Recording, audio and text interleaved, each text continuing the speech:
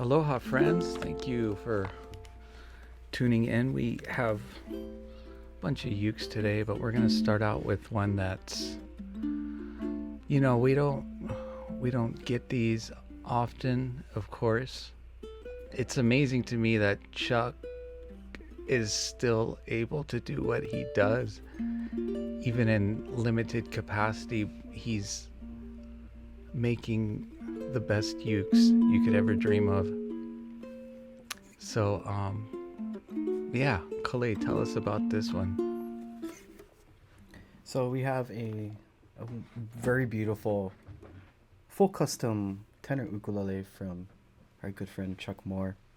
And this ukulele in particular features two of his favorite woods to build with. And you'll notice that on the top wood, it features a really nice set of ulu, also known as breadfruit. And I've grown up, here in the islands eating the fruit from this tree, but I never got to try an instrument that was actually built from the very wood of the ulu tree until I got to try out one of Chuck's custom ukuleles. And it sounds great. I can understand why he loves to use it, because not only does it look good, it sounds amazing as well. The back and sides are paired with a wood that can only be found in Hawaii, and it's getting more and more scarce or harder to find. And that wood is called milo. So if any of you get a chance to try out an ukulele that's built out of milo, I would highly suggest that. It's known as kind of like the Hawaiian rosewood. It's a very dense hardwood that pairs really nice with a lighter, stiff top. Most times it's done with spruce or cedar, but in this case, Chuck did an amazing job as usual with using the ulu tree. And you'll notice that there's a couple of other features on here that some of you are wondering what they are and what they might be called, what type of materials. So we have some really nice green purfling. So the whole, pretty much like the theme of this is green color. And as you can see around the instrument, especially along the fretboard, there are inlays of taro leaves. And in Hawaiian culture, taro is a very, very important part of our traditional foods, such as poi, even some sweets like kulolo. And if you look at here on the headstock of the instrument, you'll see a very incredible inlay that Chuck does all himself. I mean, pretty much every single inlay that you see on his ukuleles or any type of form of art is usually done by the man himself, Mr. Chuck Moore. And this is a picture that features Waipio Valley on the Big Island. And it holds a lot of significance and inspirations, and also some spiritual essence to those who live in the area or locals who grew up in this place. As I slowly begin to rotate the ukulele, you'll notice that the Milo theme also continues to the back of the headstock. We have a back plate, which normally not all the time you actually see a back plate on the ukulele, but it's a really nice touch. It brings out much more character, and it contrasts the cedar, a Spanish cedar neck that you see here.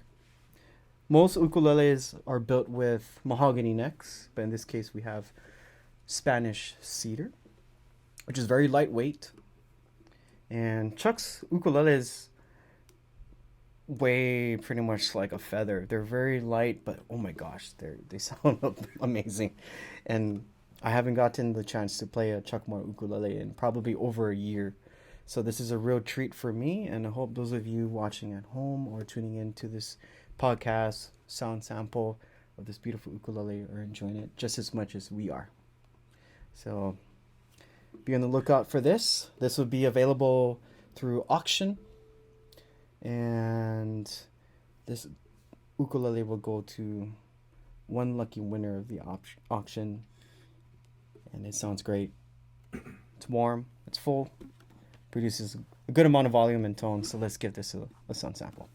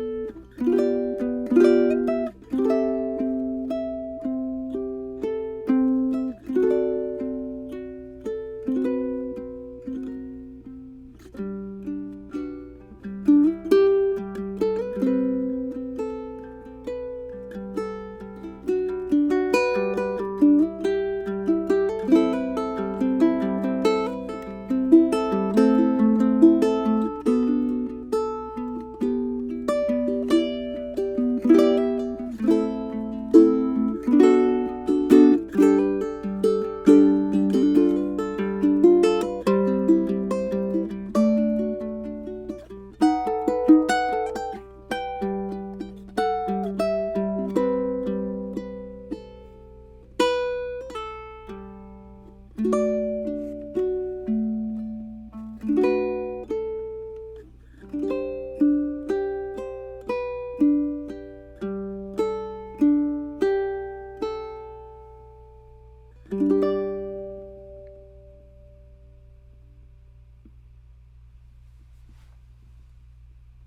you hold that up and a little bit down, because this yeah, let me just catch that.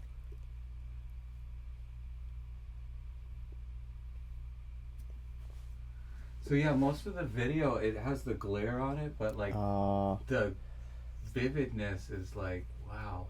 It's like when you get like a close-up shot, you can actually, it's almost like it's 3D with the water. One and thing the that I'm not going to be waterfall. able to show is the way that the water is like, You can see in it. Yeah. Like, through it almost. right, because it doesn't have like the opacity that the Yeah. rest of it does. Oh, this is sick. I've tried a lot of more Bettahs. Not as many as Chuck, but I've tried a lot. And one thing I can say about this one, not only is it one of the best sounding ones, it's super warm. It's got like an added layer of warmth from you know, because he already has just like a really sweet, balanced warmth, but I hear it even more on this one. Ulu wood is it's just got this perfect balance between a softwood and a harder, like between a spruce and a mahogany. I mean, it's definitely different than spruce. It's warmer. Yeah. But it's also got more clarity and volume than mahogany. Or cedar. You know, and similarly, Milo is like, it's not as dense as like a rosewood, but it's more dense than a mahogany. So it's kind of like both woods are kind of in that perfect little in between where you get that great richness and depth. It's like a loud mahogany, like. Yeah. But you still get a lot of clarity that you don't get from mahogany generally, which is nice. It's like adding more definition to the overall tone. Yeah. Definition's always good. Oh yeah, for sure. Especially when it, No, but that's what I don't have. Aesthetic. Chuck, I don't have definition. Chuck always with his has like really good articulation. That's like one of the signatures of his sound, I feel like. That note clarity. And it's a very pure kind of clarity because there's a lot of instruments, a lot of strings that can give you a really clear sound. But his one has like this nice pure. Well, it's not strident at all. Yeah. There's not other higher end frequencies, and there's this really nice one that cuts through all the time. It's like just enough, you know. It's like that perfect amount. And it has bass, and it's never too much bass. It's never too much. Yeah. There's never too much of anything. Like when you play like Chuck's ukuleles, it has like a really good balance between like the art side of building an ukulele, part of being a luthier, and then also producing a very phenomenal sounding instrument. And at the same time, still highlighting the tone woods that whatever it's made of. Yeah, for sure.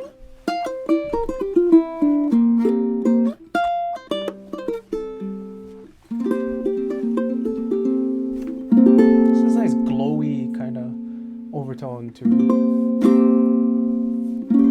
not just this one, but just Chuck Moore, just all of them in general. Yeah. You know, another thing I want to add is that like Chuck doesn't need to sell these through us. There's people that will pay like a lot for them, and it's an honor. And I'm super grateful to him for letting us show him. And I think like the main reason is because he likes to hear you guys play on his instruments, you know, and I get it. As a luthier, like to play his instruments. I feel bad for not playing Hawaiian music all the time, because yeah, that's not one of our strong points. Yeah, sadly.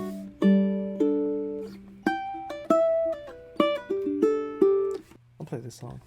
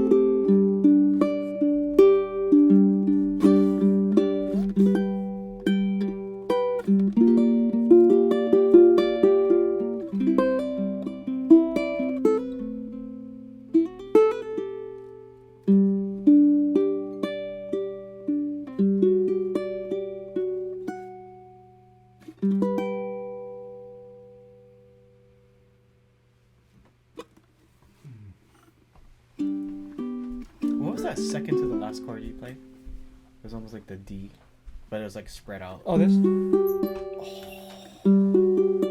It's a Tommy Emmanuel chord.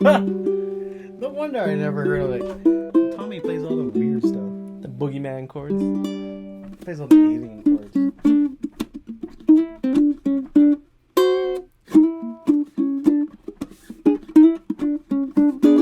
Yeah. Or just hold a normal E7 and then use your pinky and cover the E string 3rd fret. One more time. Hold like a normal E7 and then use your pinky and cover the E string 3rd fret. I like that. Oh, yeah. Yeah.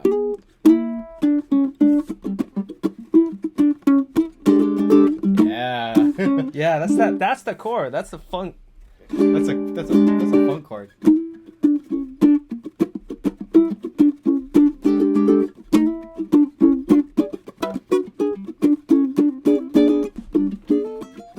It's so rare to have such a gorgeous piece of Milo.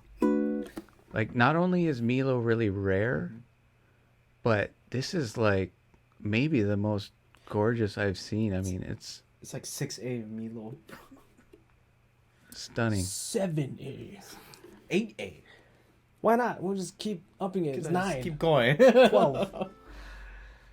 36. Because like remember we were talking earlier, I was about to say that like most times like when I look at Milo it's in a different shade or it's not as dark. I actually see like those bright, Really rich. like almost Paduke Yeah, it's looking, almost like kinda reddish, orange. Yeah, I like that. But I also like this. but that looks nice. Milo was more treasured than any other wood for the ancient Hawaiians. Yeah, for royalty, you said it was used in. Yeah, the elite used it for their best utensils and bowls. Bowls and stuff. Yeah. So this is a very elite level of wood. It's the Ali'i. Hey. Amazing work. I've talked on this podcast a number of times about how impressed I am with Chuck, so it's kind of like yeah. Yeah, I we mean, get it. Yeah, no. But you I mean, guys they're always know great. already. I mean, what else do No, we... they're Yeah. always great, but like I really like this one. Like the sound to me is like really big and warm. It's and the inlay is just gorgeous. Just to know that, like, I everything... can't believe he's doing like the best work of his life after nearly losing it. Sorry, I cut you off. No, I was just gonna say, it's just crazy, like, how one man did all of that by himself. Because normally when there's, like, inlay work done on a lot of instruments, there's, like, specialty companies where you send in your fretboard, your headstock, and get it, It's a good point. I don't know anybody else doing that level of in. Here's another point. Chuck doesn't use any CNCs. Like, I don't know. I can't think of anybody else that isn't using computer aided design. He's in a solar powered shop. a scrimshaw type. I mean, it's just the point is it's all handwork, and in this industry, it's continually moving further and further away from this style work, and I literally don't know anybody else that's not using any computer aided design at this point. I know there are, but there's something to be said about that. Yeah, it's like real artisan type work. Mm-hmm. And when you think of like what people pay for artwork, and people pay a lot even for like copies of artwork. This is, You can't replicate this. No. This is just The sound, no the matter how you looks, try. the design, no, you can't. You think you could tell a replica of Chuck Moore apart from a... I haven't heard any I'm gonna say Yeah. yes, I can. Yeah. Yes, I can. Yeah, because nobody can come close to this kind First of all, if you sent that to China to copy, they wouldn't have. Yeah, sorry, I don't want to even go there. I don't think we should. It's China. Yeah. Because, like, we have a lot to say about that, too. But I love China. Well, yeah, China's of course. That's not the point. The food is amazing. Yeah. And I'm not saying that, like, there aren't amazing individual craftsmen in. There might be custom luthiers now doing amazing work that I haven't ever seen. But yeah, from factory work, forget about it. Forget about it. That's one more better. Back to the comment. You're like, one man did all of this. People say the same thing about me about cake. When I eat a whole piece of cake. One man did this amount of damage. I love cake. I also love... But yeah, there's this level of depth that just hits you in the That one chest, is in the so lower good. abdominals. That are just like, wow. In a good way, in a very loving... The hardest part is, like, every time we play one of Chuck's ukes, is just knowing that we won't be able to play that same ukulele again, or possibly for a long time. That same one that comes They're through all here. different too. They're all different. They all sound different. Even like some of his models that were made out of similar woods, like the black and white ebony. Didn't he make like a couple of them? But Yeah. each of them had their own voice. I have one, and it's amazing, but I don't know, man. I think this one might sound better. It hurts a little bit.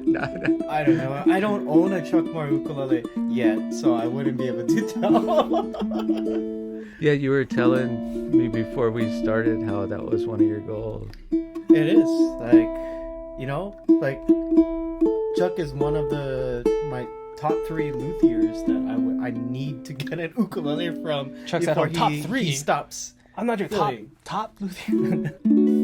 Hey, I mean, this would be like... I said top 3 just so that I don't make the other 2 jealous. Like, come on. Yeah, right. You care to share? I'm not gonna say it. But yeah, isn't it like? Wouldn't it be like one of your personal goals to own a Chuck Moore? Oh, it's been for a long time, a very long time. like for me, that started when we recorded that video At at the my lake. house next to the river. The river. Yeah. I remember you brought that over, and I was just like, oh my god, what is this? Yeah, his instruments really inspire something. Well, he's like, I don't know, you can really feel the love and care that he puts into each one. Yeah. And it That's translates probably through a lot, sound yeah. and And feel. it comes through. Yeah, you were telling me earlier before we started how you felt like that, like there was kind of like a spirit with certain instruments, and it's just because you can feel the amount of care that and love that was put into them. Yeah, definitely. Mm. There's a bit of like, a little bit of Chuck in every single Yeah, ukulele that he For builds. sure. Both phically and spiritually.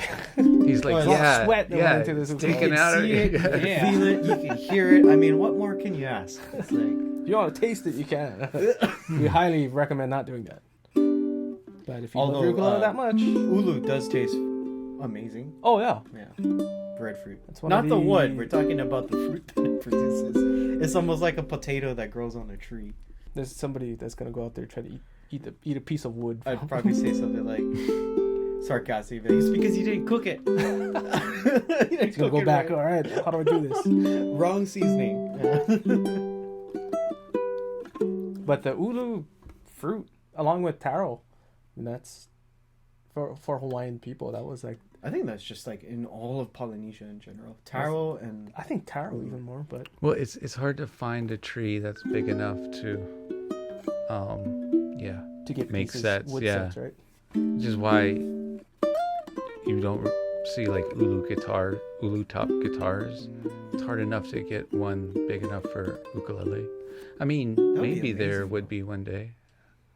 So next we're gonna like go kind of like an entire 180 to the most beginner. Well, not the most beginner, because you know there's a whole slew of instruments that are below it, but we don't really like carry those, at least not on the website. I mean, like I thought you were gonna say care. we don't really care We don't about really those. care about these who cares? Because Whatever. you know. Well, no, but there is a level where it starts where it's like, okay, this is, you can get a good instrument here, and these are like sub $200, but I think they're really good. Oh man, I was just talking to a customer about it. A customer bought one of the ebony ones earlier. He played it. He's like, Oh, cool. yeah. I thought he was that guy that the I Surfer handed the Bros mango that one? came in. Oh, okay, that's But well, even the mango ones too. We're talking about Leolani. Yeah. yeah, because like before I left the shop earlier, I handed one of There's the something customers a mango. Crazy about like, I mean, it's probably because it's really light, but even the soprano was. Well, it's like for laminated instruments, they sound really great. Even The their, top their is very solid top thin. ones are Yeah. amazing. Yeah. Yeah. I want this one. So I was thinking That's what you said about like your black and white ebony one. that's I a did super keep it. special one though. You're like, I think I'm keeping this. Yeah, no, I mean, I feel that way too again. Alright.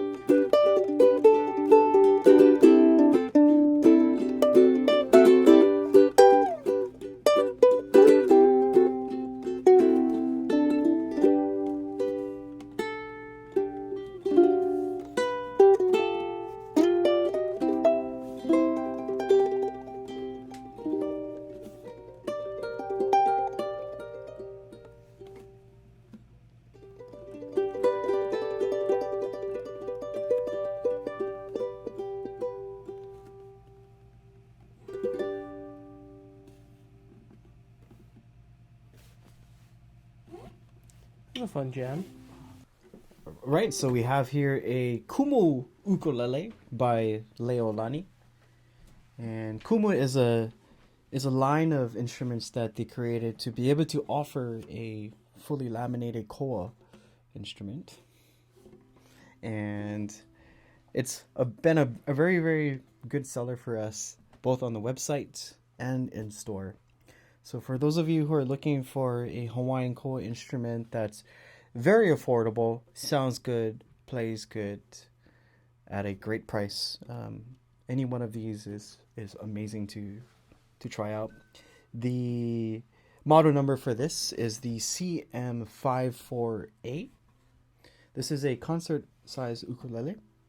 Again, laminated koa, and Leolani has been around for some time. You've seen some of their very famous zebra wood ukuleles over the years, but this features a really nice build, and it's kind of like a semi-gloss sort of. Doesn't have a pore fill, so you actually get a really natural kind of feel to the wood grains when you're checking out the ukulele, and these sound great. You get some really nice inlays around the rosette.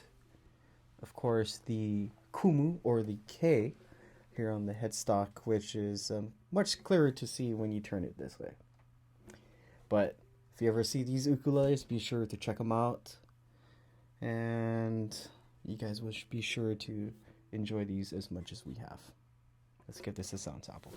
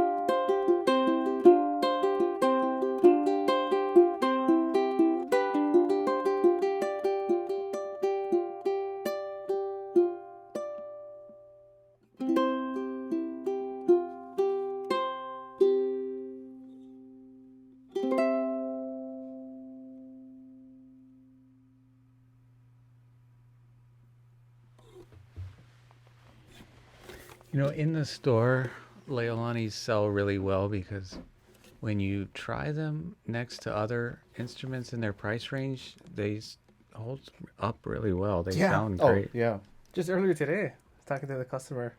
It was a good thing we brought those in. We were like right literally, away, it sold a bunch. we were taking them out of boxes and we're making sales on these, and it was just almost too easy. We just handed it to the customers, and they were like, "Whoa, what is this?" Hawaiian woods, even if they're laminate, but you know, Jenny lives here on the island and owns Leolani, and yeah, I mean, I know her sources of koa and mango and stuff, so it's kind of cool. You still get island woods. And Corey, you've got this soprano long neck mango. Yeah, look at that flare on the back. So with the koa and the mango ones, me and Corey have been picturing them individually, so you guys can get to choose from all the different looks of the woods, and they're all nice. Yeah, it's always surprising. And check for this the out. price, because Sometimes it's hard to show, yeah. you know, because it's like with these woods, it's like all the different angles bring out different things, and we don't have that much time to spend with pictures on each of them, but they're pretty. Super pretty. And the concert is only $220. The other thing is Yeah. they have all wood bindings. Yeah, real wood. This is I believe it's walnut top and back binding, and then ebony bridge and fretboard. Actually, their fretboards are different. What's the name of the material? It's ebony. yeah, it's like an eco. Yeah, so it's a reconstituted rosewood on the bridge and fretboard, and Okay, so- walnut binding on the top and back. So wow, could have fooled me. I know, right? I thought it was real wood this whole time. I mean, it is real wood, but I mean, it's good that they're using other sources. We're gonna run out of ebony. Yeah. So yeah, check it out. This isn't a standard soprano. This is the long neck soprano. What that means is it has the concert scale length, which is 15 inches, compared to the soprano scale length of 13 inches. What you get with a longer scale length is, that it brings up the string tension just a little bit, and that results in better clarity, a little bit more brightness and volume, and overall better sustain. So if you're looking for just a little bit of a better sounding soprano, definitely get a long neck. I love long neck sopranos for those very reasons. So check it out.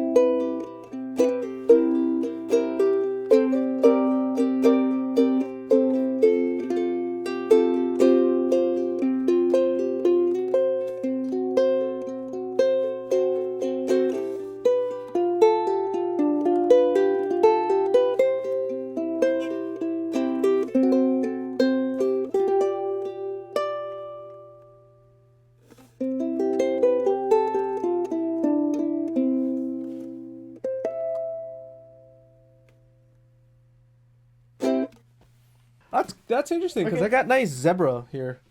You have that is a really nice zebra. I have like some really good ebony like for the back and sides and a solid setter top.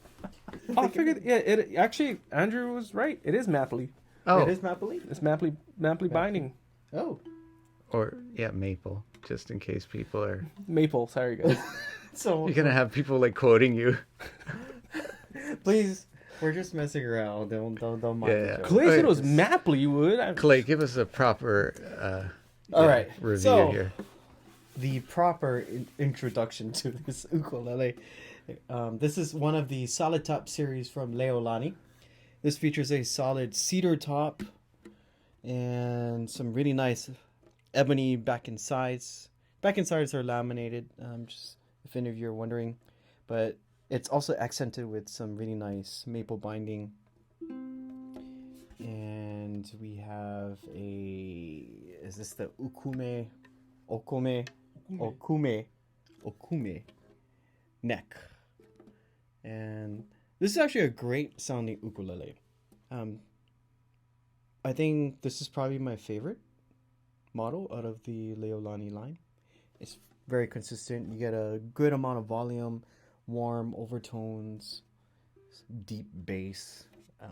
I mean, even the ones with the pickups, those are crazy. You should check those out too. But this is the acoustic version.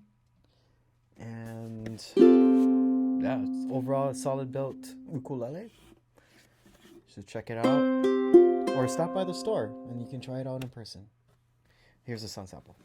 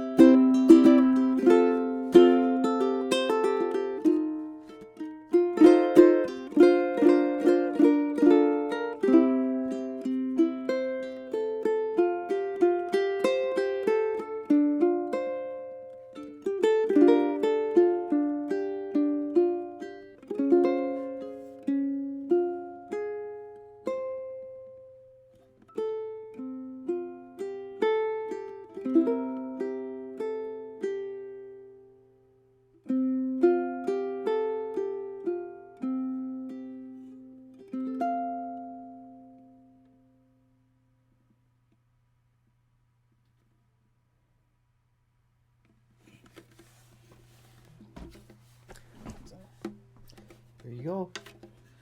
Get it while supplies last. This is the T524G ebony solid cedar top ukulele. We all love the cedar tops. You guys, if you follow our podcast, you know that this is Yeah. our most affordable solid cedar top tenor, and it sounds great. Yeah, And you heard it, I think the maple wood binding with the ebony side and back too, it looks really classy. So you get all the features of like one of those high-end custom instruments at a affordable price. Maybe not all the features, but The only thing it's missing is a slotted headstock and a radius fretboard. yeah, you and a get the cutaway. look of That's it. Yeah. And that's 3.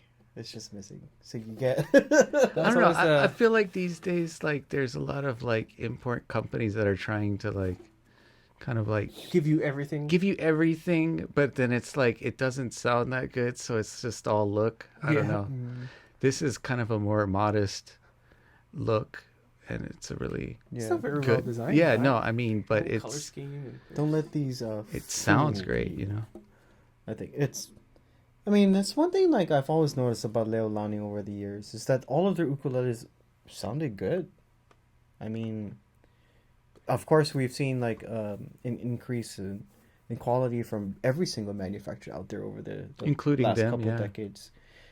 And They still stand out. They're They very do. Unique They in do. Design Like, and I remember like sound. back in the day, like when Leolani, became popular, everyone was playing them, and everyone still does. When you walk into a store in Hawaii, and you're looking for, an affordable instrument, of course you got like Kala comes up.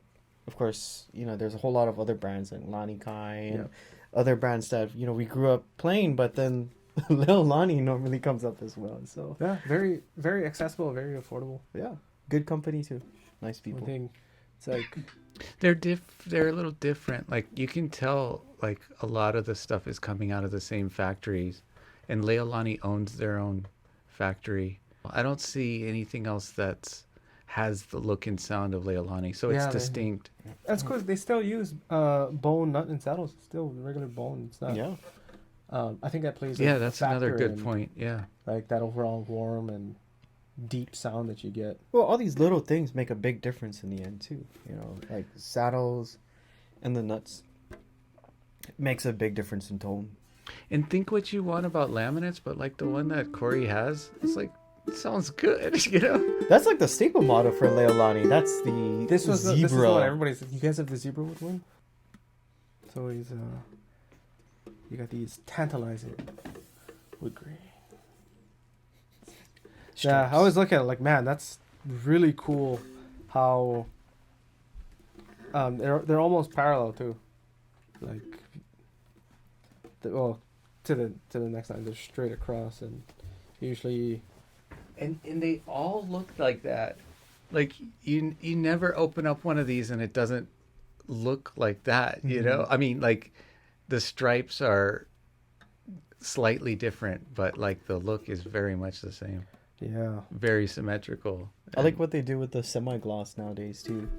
Yeah. before- It's What are really they? nice, soft. Weren't they all Tuxedo like finish. high gloss Yeah. back in the day? Yeah, and You know? we do have the gloss series on the Kumus, which is a really nice gloss. yeah. Super nice. Those are nice. But this satin finish is very. What do you call it? Tuxedo. Mm. Yeah.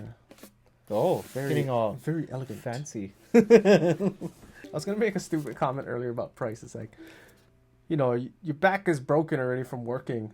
You don't want your wallet to also be broken. You don't have to spend a whole lot for these. Oh, you're gonna have to work on that delivery. It was along the lines of that. That's so cheesy. Your back is already broken from Oh working. my You God. don't want to also break the bank. That's bad in so many ways. That was the reenactment of a terrible infomercial. Yeah, right. Your back's already broken from working hard all day.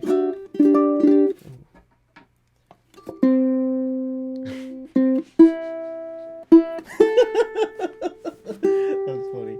This guy. Are you tired of buying ukuleles that won't hold tune? And it shows the lady like, you know, struggling. And it's in black and white. You know, those stupid infomercials. Get the tuner that tunes the ukulele by itself.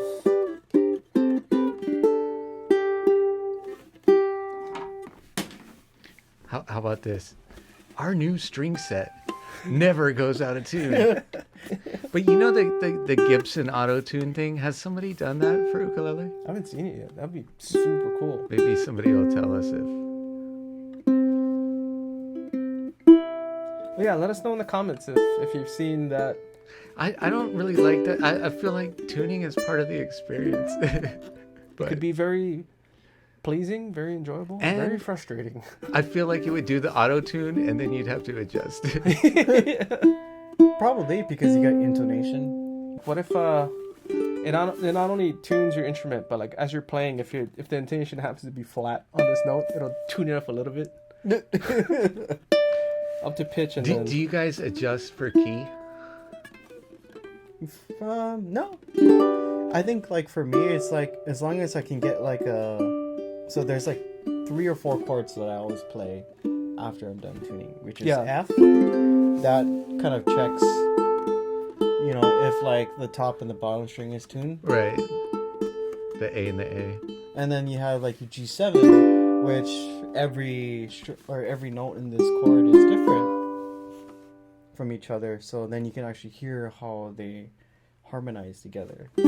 and you can tell get if to it's like the what- C, and then you can actually hear it in another octave. So it's always F, G7, C that like I normally play after. Hey, on our last podcast that I just put up this morning, so I don't know if you saw it, but like Abe and Corey were talking about ways to tune by ear, like using the different, you know, pitches up this fretboard and stuff. What's your take on that?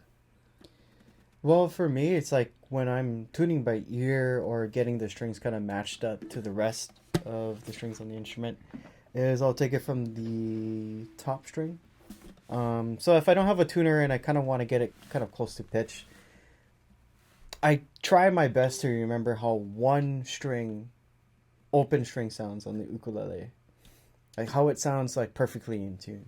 And I try to just memorize that one note or that one string as much as possible. Then I think about the string below it. So like from G to C is, so if G is 1, 2, 3, 4, I can look at it as a fourth apart. So there's like different ways you can actually, for me, that like I actually memorize like how the strings should sound when they're being played together. So I can think of these two strings played at the same time as fourths, or what's easier is to look at it as fifths. So it's almost like you're tuning the top string to the string below it. So C to G is a fifth, but if you want to think about it as fourths, G to C is a fourth. Then from there, I'll take it from C to E. But C to E is a third, which is actually very common when you play chords because normally there is a third in there. So kind of getting like an idea of memorizing how thirds sound together as harmony or harmony of thirds is another great way to figure out how to tune the next string after that. And then E to A, 1, 2, 3, 4 is another fourth. Or if you have a hard time, like we said earlier, or I went over earlier, if you have a hard time hearing what a fourth sounds like, think of it as the string below it tuned to the string above it. So A to E is a fifth. So you have two fifths, if you think about it, C to G, and you have another fifth, A to E. Or you think of it as fourths.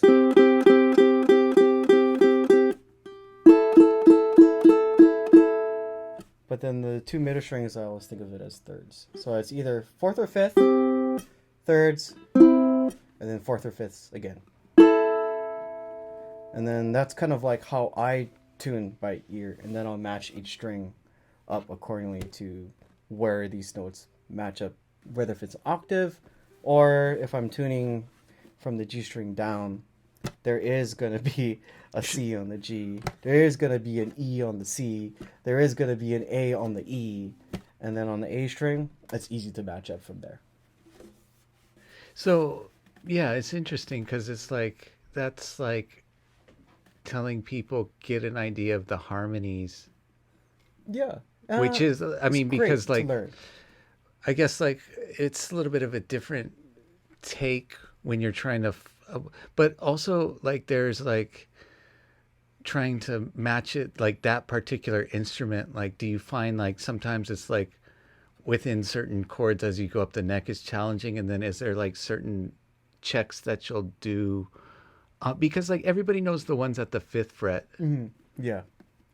So there's others too. So for example, you want to make sure that the E and the A string are matched up. Actually, you can use the A string for pretty much to match up to any of the other strings above it.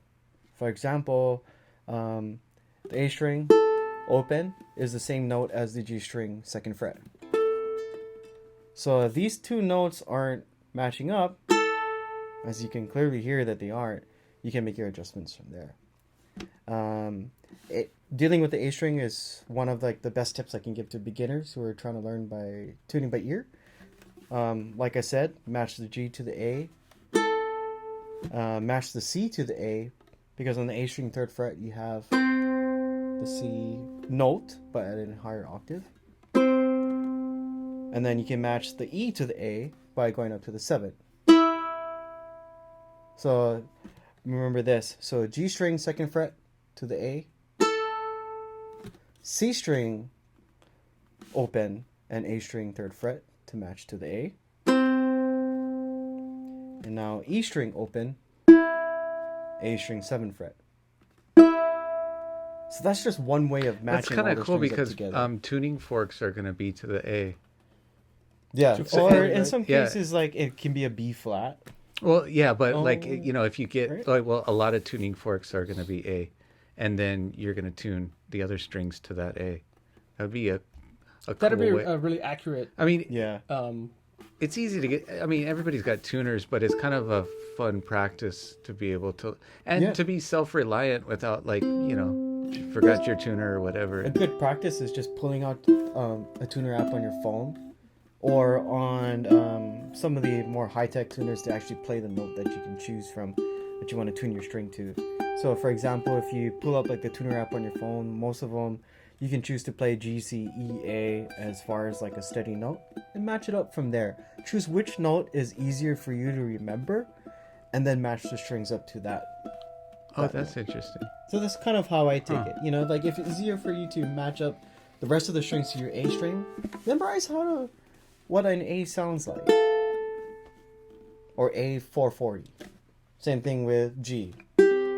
But you know the easiest note to remember how it sounds is C because it's middle C on the piano.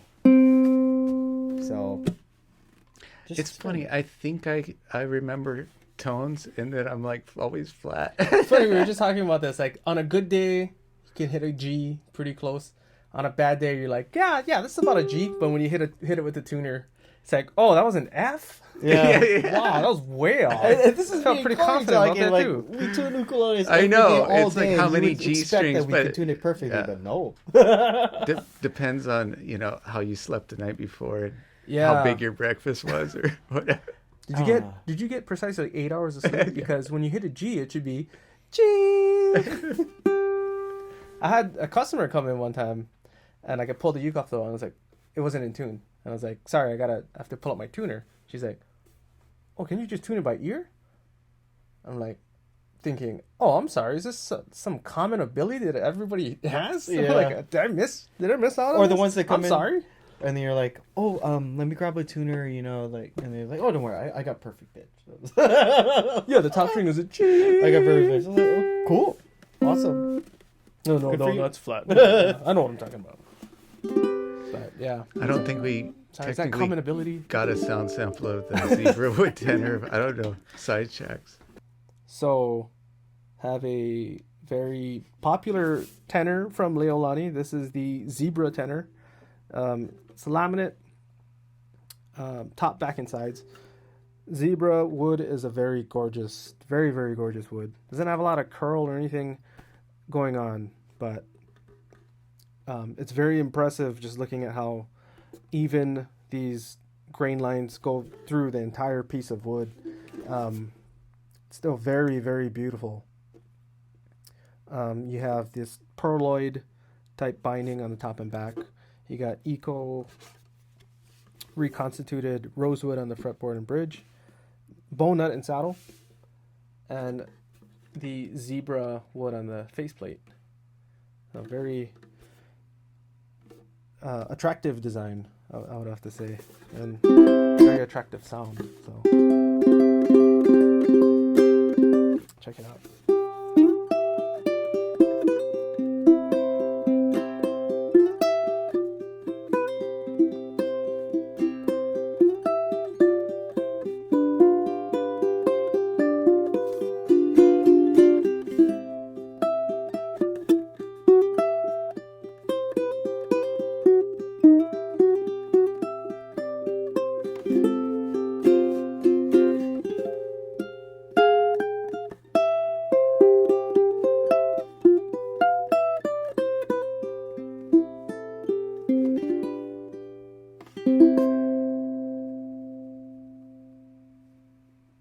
That was great. Very punchy Oh, warm. and warm. Very warm. All laminate, but very, very good tone. I always love showing these to customers because they're like, yeah, this one sounds really good. And you play it. It Like, stands whoa. out on the wall too. Yeah, You know? especially this one. I like. Be a good The traveler emblem for too. somebody with a more expensive uke that wants to Yeah. not worry about, or good couch companion that. I like that couch companion.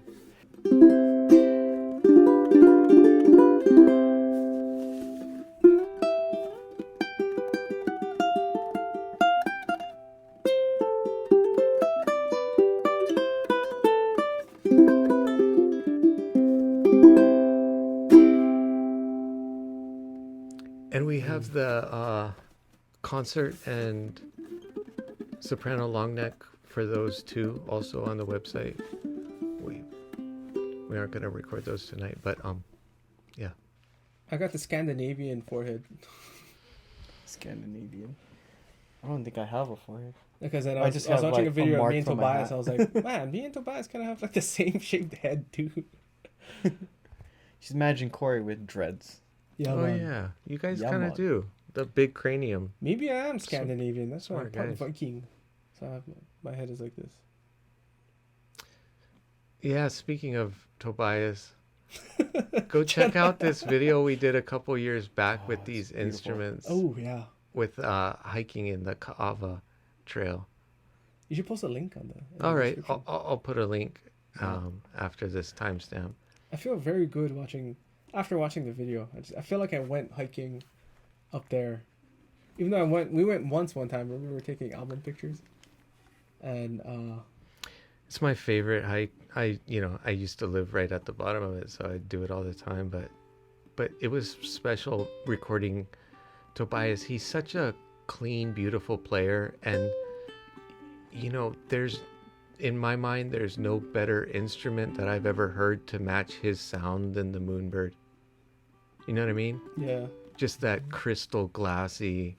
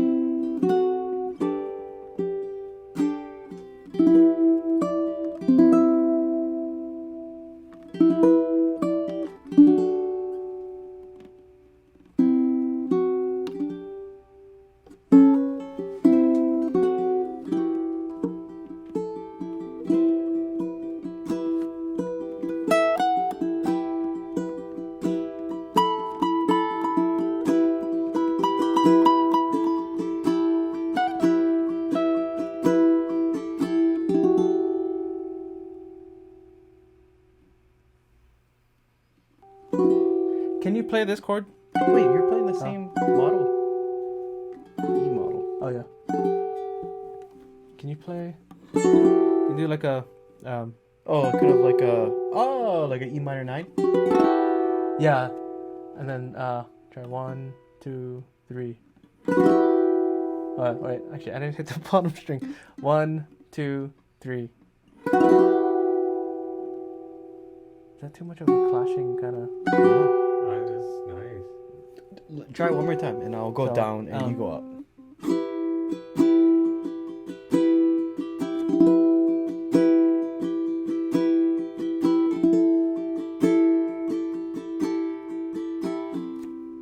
I played the wrong chord. Did that on accident. So 1, 2, 3. That's a nice combo. Okay. Because like it's almost like you're playing like a B minor 9 or like a G major 7, yeah, I like that. but then that F sharp sounds really Oh, nice. even this is nice too. Try. Because a G major 7 and an E minor 9 is basically the same thing. Tomato. It's just that the E minor 9 has an E in Yeah, G try major 7. it one more time, but I'm gonna try it with this note instead. it. 1, 2, 3, and Like that. This is a little bit more subtle instead of this. yeah. Actually, I like that. Yeah? Just that. Yeah. Okay. 1, 2, 3. Wow. Ah, Dude, G major headphones real 7 quick. and an E minor 9 sounds beautiful together. Sorry, we're like geeking out on just like I chords. love it. Try one more time. 1, 2, 3. Wow. Right? Yeah, try one more time. 1, 2, 3. That's the one. Or It's this one. crazy. So currently, like right now, Corey and I are playing two different chords. He's playing more of like a kind of like a G major 7, and I'm playing an E minor 9. The difference between the two chords is just basically one note, which is well, actually, you know, it's actually more than one, because in the G major 7 there's a D, and E minor 9 there's an E. So when you combine those two notes together, because they're so close, you get a little bit more dissonance. Yeah. Especially when you have like the F sharp in both chords. Would it be like G major 7 add 6 or? Kinda. I mean, like 1, 2, 3, 4, 5. Yeah. Like a G major 7 suspended 6, or a G major 7 minor 6, or something. I don't know. Or try this one more time. Like you play this open or this, and then I'll play. 1, 2, 3. Not so much. That way. Okay. All right.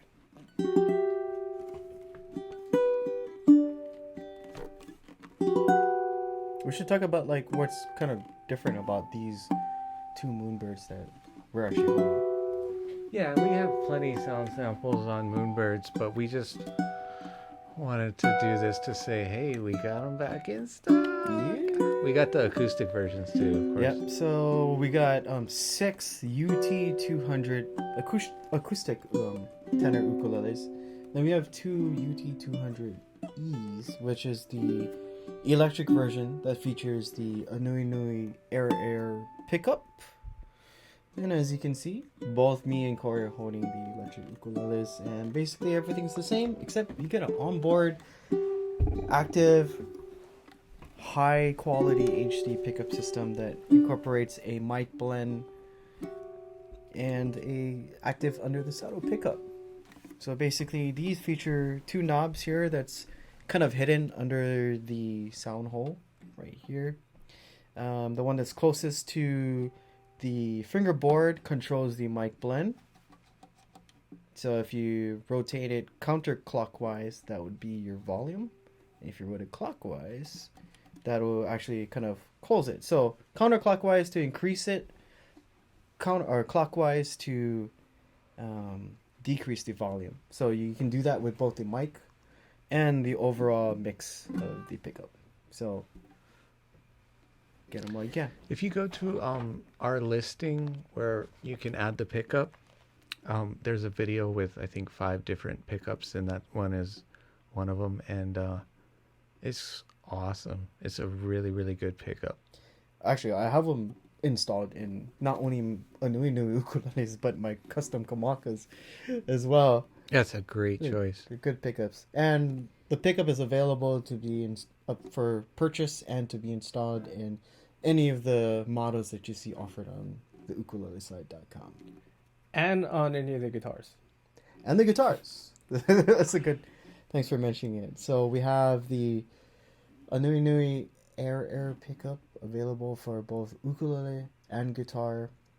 And then there's also the Air Blue pickup that we'll have available soon, which features similar features like the mic and the volume, but tonally they're slightly different. So hopefully one of these days we'll be able to compare both the Air Blue and the Air pickup back to back together so you guys can hear the difference.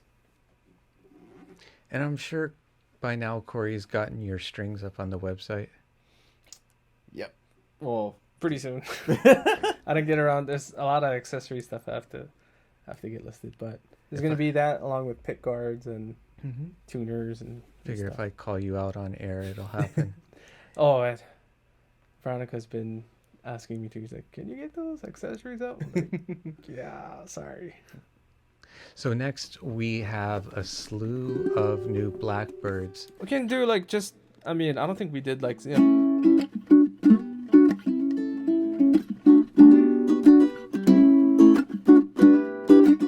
love that change. then Yeah.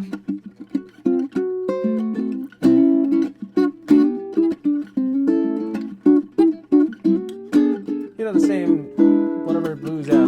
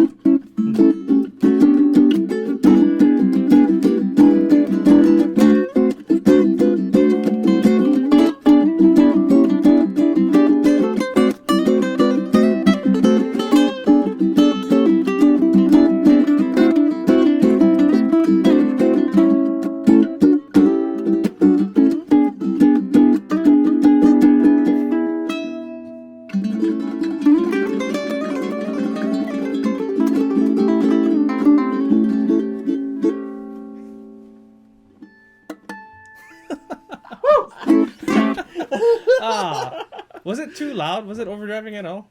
I don't know. I was working Oh, my geez. camera angle, but let's give some love to Blackbird. These things are beasts. Oh my gosh, it's been a while Yes. since we got like any kind of Blackbird ukuleles in. Yeah. Let's they get do a nice individual one, too. samples.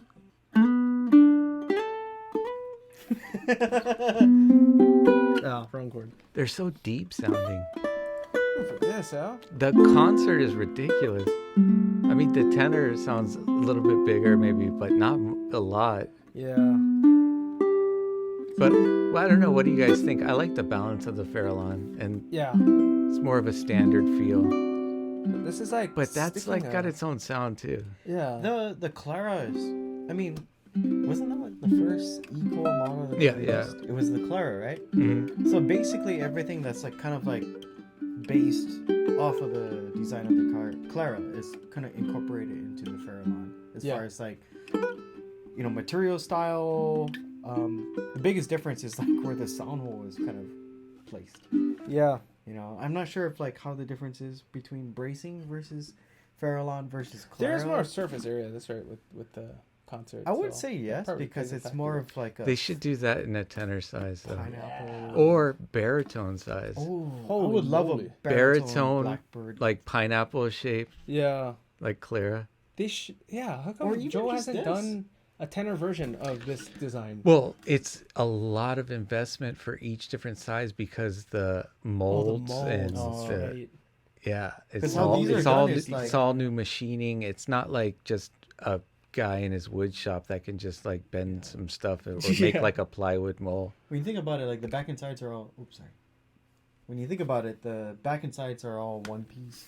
Yes, along with the neck. So it's like It's all one. they put it in like a. And the machine neck that is kind of, chambered like, hollow. yeah. Yeah. sucks it like all down, like kind of molds it that way, rather than it just being bent or melted. Where would Yeah. you rate these weight wise? I mean, Pretty light. They're You Not can the tell- lightest, but like Goto tuners are really light, but when they're on here, you can feel the weight of just the that's Goto tuners. that Like, shows out. shows how light the instrument is. Like that Gotos that are relatively light. Do you think it's as light as say like a Pepe Romero?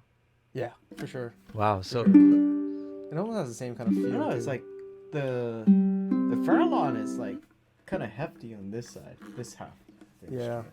you know what I think we should do? I know it's more work, but like we need to add to our dimensions weight or rough weight yeah. for models. Somebody was asking on the OPOs the other day. Yeah. They're like, what do these weigh? Are these generally heavy? It's kind of hard because they vary, you know. Yeah. But This is, I think, the right weight for it to be. balance. Yeah. What's cool about this is like, size-wise, like a Toyota Corolla, it's a generally small car. It's like sticking a V8 in it. It has like Oh the yeah. kind of sound that comes out. You're The like, power. oh, that's a cute That's a concert. cute and car, then and when you then strum the bam! first chord, it's just like, whoa. horsepower. And It's this like- one, decibels.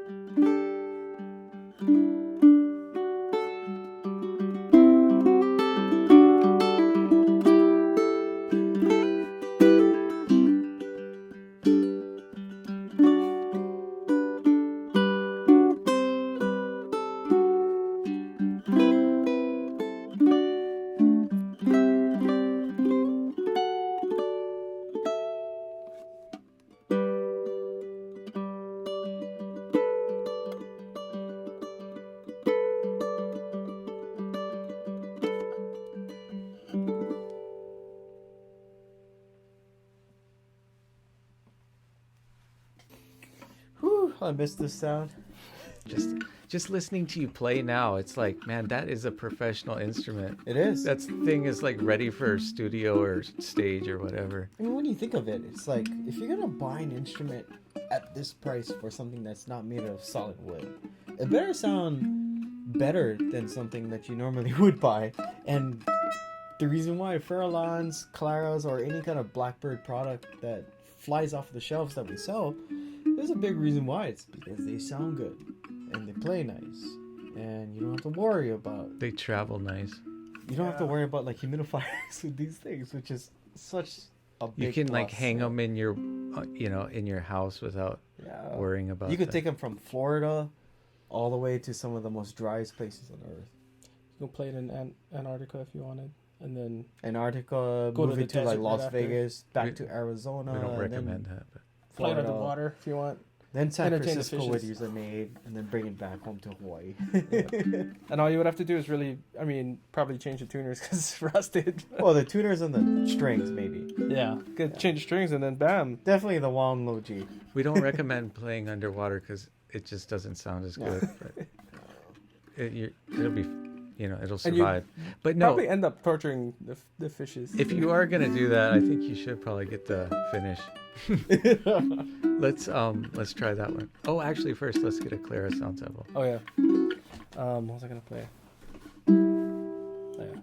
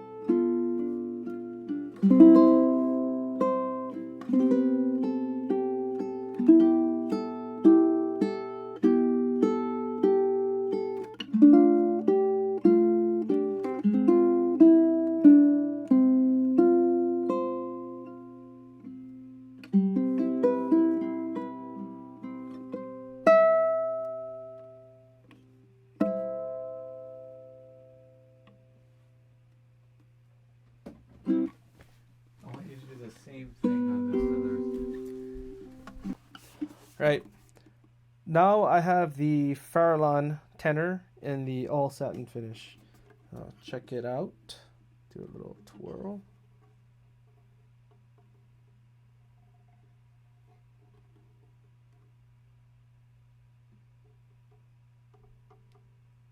And let's hear her sing.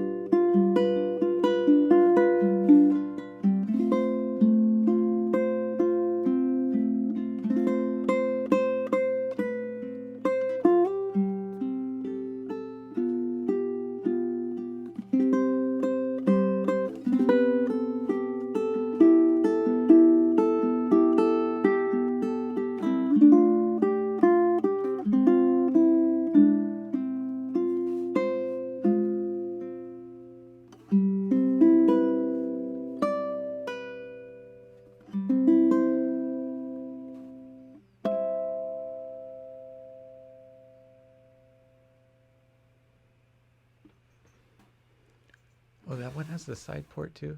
Yep.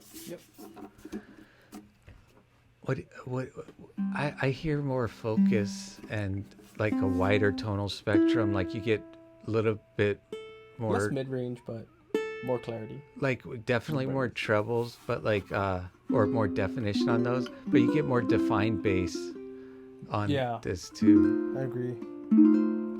Do you think it's because of the sound hole as compared to? It's all of it. It's the figure eight. It's the bracing. I'm gonna walk this over to Kalei and get a little A/B with the one he has, because this is that satin finish is like.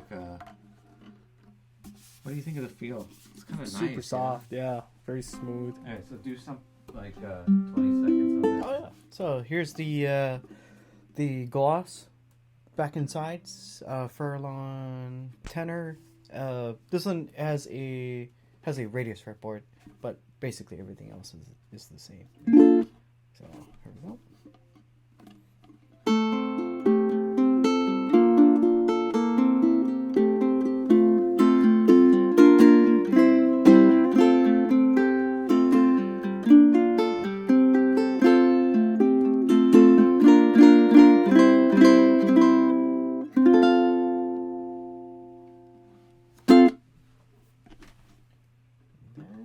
Got the flat fretboard, satin, all satin, front, back, and sides. Farallon. Whoa, that's a big difference. Dang. What do you hear? Just like the first like 3 notes, it was just like, It's better clarity. this one's warmer.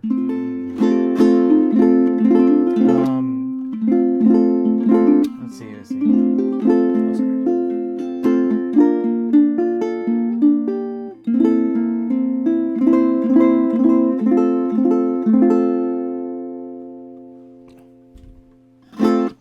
Yeah, this. It has like a more powerful. That's a like a warmer, sound, punchier yeah. sound. Oh, But that one's more of like, there's a little bit more clarity in that one. definitely more clarity on this Yeah. one. So note separation is better on the one with the gloss back and sides. I mean, like between the two. But as far as like what I like to hear acoustically, the satin one is more on the warmer, deeper Oh yeah, I agree. side. Just right off the It's just like it's just, I don't think I have that's to why I play was just like, anymore. whoa. I was like, okay, 2 strings. That's all I need to play. That's such a sound. I love Yeah. it. And plus, too, it's like keep in mind that like these instruments that Blackbird produces, none of them is made out of solid wood. So you're looking at alternative materials that produces natural frequencies and tones that you get from like high-end custom instruments, but with something that's more environmentally friendly, something that Remember the slogan? Vintage tone, no worries. nice. What was it again? A vintage tone, no worries. All right, guys. So we're gonna wrap up. Let us know what you like, what you want, what we can do to help, and we'll see you next time. Aloha.